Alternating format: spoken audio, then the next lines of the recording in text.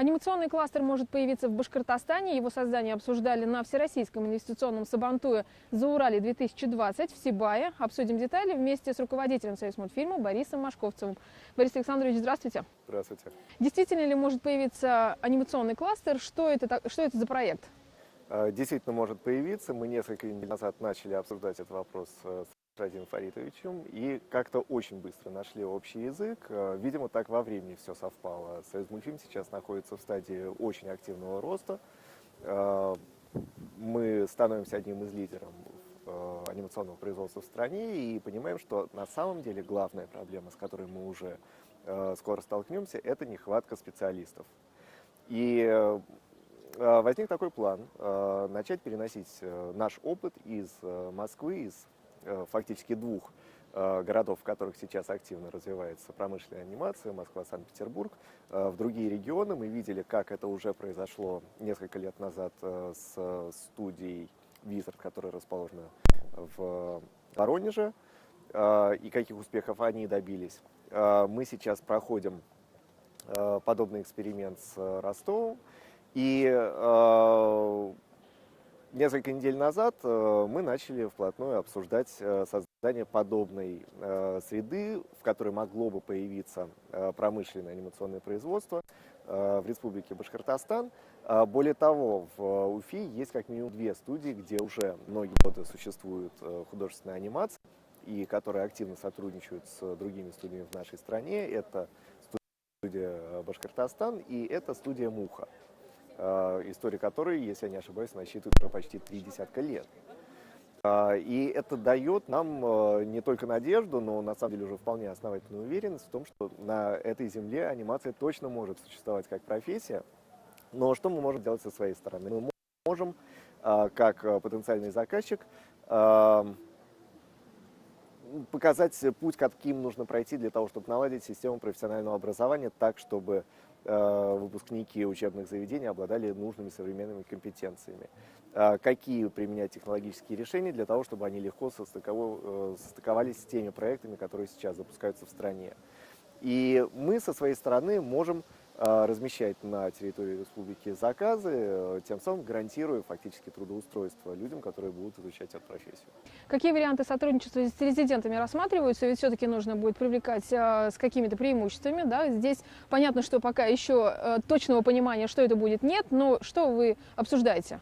На самом деле это достаточно сложная система, это решаемая задача, мы такую задачу уже фактически решили в Москве.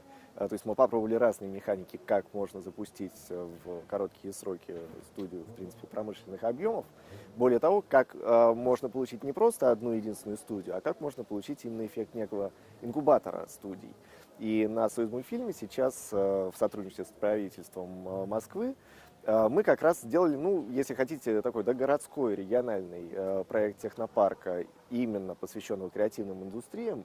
В качестве территории используется территория Союзмультфильма, где помимо, собственно, нас как якорного резидента, если хотите, и управляющей компании технопарка, сидит какое-то количество независимых студий с собственными проектами. Кто-то из них вступает с нами в коалицию, кто-то нет. Но мы получаем некую точку роста. Чем хороша такая территория? Тем, что на ней, как в заповеднике, существуют чуть-чуть облегченные условия жизни. То есть внутри есть конкуренция, но она действует по чуть более легким законам, чем в других сферах бизнеса в городе, скажем, или в регионе.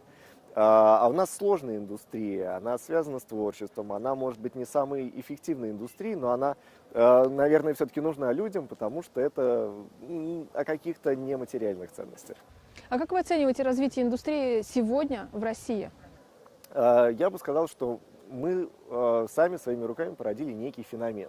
Еще 15 лет назад коммерческой индустриальной анимации в стране не было. То есть закончился советский период, он закончился, собственно, тем, что остановилось производство на Союзмультфильме, в творческом объединении «Экран», на региональных студиях, которые существовали на республиканских студиях. Мы получили при этом большое количество студий авторского кино, зачастую которые состоят из нескольких человек. Некоторые из этих студий дожили до сегодняшнего дня, но они делают короткометражное кино. Хорошее кино, фестивальное, зрительское, но оно незаметно, потому что короткий метр в современном медиапространстве в принципе не заметен никогда. За это время поменялась именно бизнес-модель, потому что общество поменялось. Нам нравится смотреть сериалы, нам нравится смотреть полнометражные фильмы. Это совсем другие правила игры. Старые студии были к этому не готовы. И 15 лет назад фактически самотеком, просто на энтузиазме нескольких продюсеров и какого-то количества новорожденных специалистов по компьютерной графике стала рождаться новая модель анимации в принципе в России. Произошел технологический слом. Мы перешли к компьютерной графике вместо рисованной анимации, появилась трехмерная анимация. Вот изменилась эта модель медиарынка. И продюсеры, которые начали перезапускать в стране это движение 1,5 десятка лет назад, поняли, что нужно делать ставку, например, на сериалы, потому что анимация очень дорогой вид искусства. Как контент ее окупить И временно очень затратный. тяжело. Безумно затратный. По сравнению с игровым кино мы проигрываем в разы. Полнометражный игровой фильм, ну, я так, как не специалист скажу, можно условно сделать за год. Не очень сложный фильм. Даже не очень сложный полнометражный анимационный фильм делается 2,5-3,5 года. Совсем другие сроки. Нам нужно много людей со специфическими навыками. Скажем так, конкурентоспособность этой профессии долгое время была под вопросом. Вот сейчас мы уже понимаем, что вообще-то это вполне достойный способ заработка, и аниматор – это крепкая профессия для современного молодого человека. Но все-таки не массовая. И как быть тогда? Как побеждать Она не массовая, в силу того, что, сериалы? конечно, она держится еще и на творчестве. Поэтому представьте, если вы живете в одном городе и пытаетесь целую индустрию построить в одном городе, это нерешабельная задача, потому что речь не только о желании людей работать в этой отрасли, но и о природной предрасположенности, о таланте.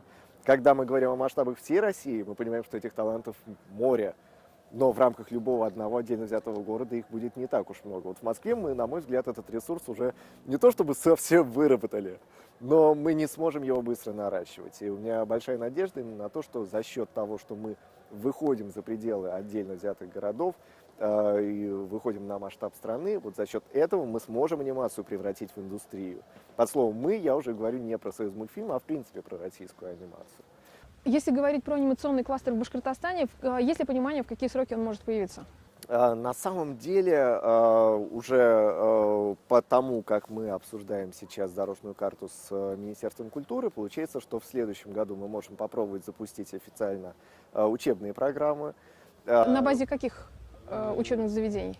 Это сейчас уточняется, да. То есть пока что разговор идет, как я сказал, всего несколько недель, и мы сейчас решаем эту задачу на уровне пока математики, если хотите. То есть, в принципе, какие шаги нужно проделать абстрактно.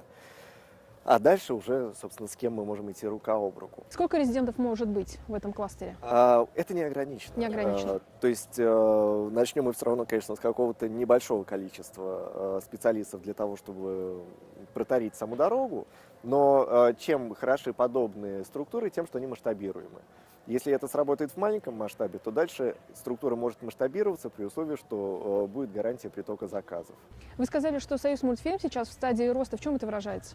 Мы прирастаем количеством проектов. Мы уже в прошлом году вышли, в принципе, на второе место в стране по объему производства анимации. После кого? На первом месте студия «Паровоз», тоже московская студия. И нам предстоит еще расти, расти и расти. У нас действительно очень большие производственные планы, а это только один Союзмультфильм, это не считая всех других студий, которые существуют в стране. Но при этом у нас уже многие годы не меняется объем рынка труда, нас очень мало. То есть для сравнения, у нас во всей индустрии работает столько людей, сколько на 2 студиях крупных, скажем, в Индии. Но если люди увидят перспективы, специалисты, естественно, рост здесь мы можем ожидать. Скажите, пожалуйста, Борис Александрович, вот Простоквашино реанимировали. Есть ли какие-то планы по другим советского времени мультфильмам, которые стоит ожидать в ближайший год-два? Есть планы, есть где-то просто мечты, пока еще не все. Давайте я о том и о другом. Я сразу скажу, что не все то, что производит Союзмультфильм, это возрождение классики. У нас как раз большая часть проектов это новорожденные проекты, как «Оранжевая корова», «Зебра в клеточку». Из классики мы сейчас замахнулись на «Ну, погоди». «Ну, погоди» будет сильно отличаться от классической версии, потому что проект слишком харизматичный, слишком одиозный, и мы поняли, что делать прямую кальку и не очень правильно, и не очень интересно, и будут ненужные сравнения с классикой. Мы хотим, чтобы классика осталась классикой и существовала, в принципе, столь же успешно, как она и сейчас существует. Мы предложим некую другую трактовку этого тандема персонажей «Волка и Зайца». Я надеюсь, что зрители ее примут. Мы прошлой зимой в качестве такого специального события сделали небольшую короткометражку про Умку, которая замыкает как бы трилогию «Приключения медвежонка». Но вот в этом году мы показали нашим французским партнерам, с которыми мы сейчас делаем 2 проекта, эту короткометражку. Им так понравилось, что они просят нас подумать над тем, чтобы превратить Умку в большой международный сериал. Вообще иностранцы с большим интересом смотрят на наш контент, в том числе на наших персонажей из золотой коллекции, поскольку, в общем-то, это некая для них свежая кровь, некие свежие идеи и что-то, чего нету в их национальных кинематографиях. Будем ждать новостей, Борис Александрович. Спасибо. Спасибо. Мы будем их поставлять регулярно. Спасибо большое. Это была программа «Интервью». Оставайтесь на БСТ.